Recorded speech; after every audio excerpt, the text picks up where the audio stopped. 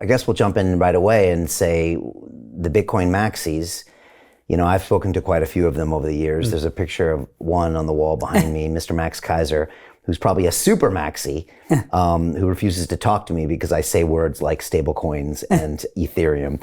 But sending lots of love out to Max. But, Michael Saylor was on my show twice, and he said, Brian, I like Bitcoin because it has low aspirations.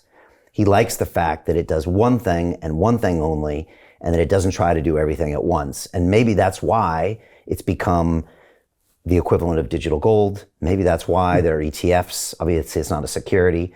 You might argue that it did do the right thing maybe for 10 years, but now we're seeing a lot of other potential use on it.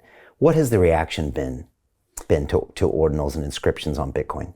So obviously, I think the maxis, some of them have been quite negative towards it. I think a lot of people have been, I'd say most Bitcoiners have actually been very positive because they're like, now I can do something on Bitcoin.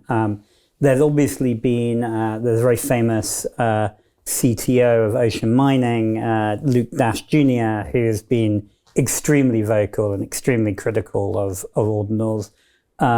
There's also Casey, who invented ordinals, found it very funny. He was like, actually, ordinals would never have been taken off if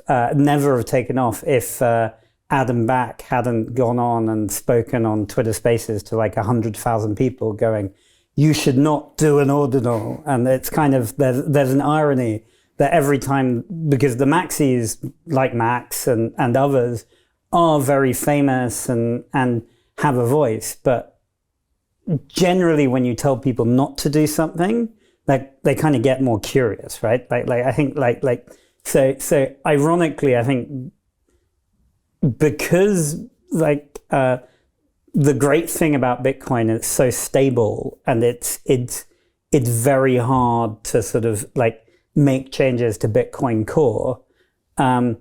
Effectively, like I think most people think that effectively the maxis, if they want Bitcoin without ordinals, would need to fork Bitcoin, right? Like, so the irony is like they need to create a new version of Bitcoin to have Bitcoin without ordinals. So I kind of think as long as, and the other thing is the fee market on Bitcoin is really, really has taken off. So we're working very hand in hand with Bitcoin miners like Marathon and others to take over particular blocks, and the fee market generated by ordinals has been very good for miners. And a lot of miners, especially come the next halving, because their fees will halve effectively from each individual block they get.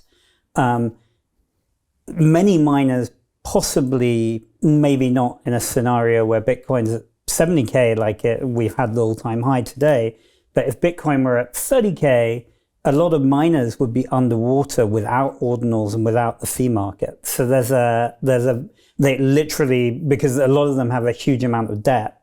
So the irony is kind of, if you chat with the miners and the node operators, they're in general very, very positive about this development because Bitcoin really needed a fee market. Right. Yeah, it's really saved a lot of people because they're able to make good amounts of money by basically mining and approving all of these different ordinals blocks.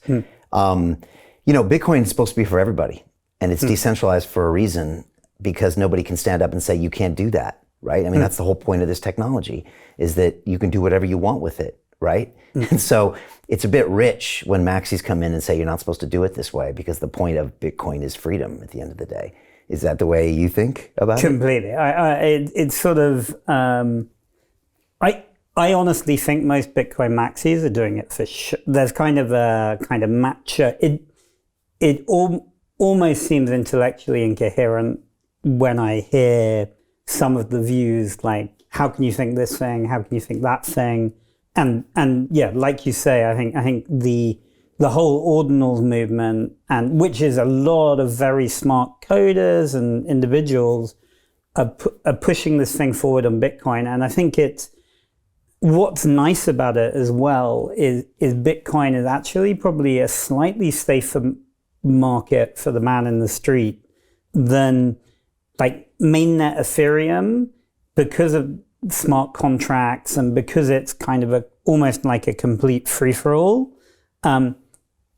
is just a less safe environment. And some of the fixes that have been made by the people designing ordinals, it are actually just a slightly smoother experience for retail, right? So making it harder to be scammed, making it harder to lose money in a smart contract hack or whatever. So I think there's a lot that's very positive about ordinals, and also like you say, the kind of freedom of speech sort of issues. Let people do what they want to if they can make it work on the protocol. To continue watching the rest of the episode for free, visit our website londonreal.tv or click the link in the description below.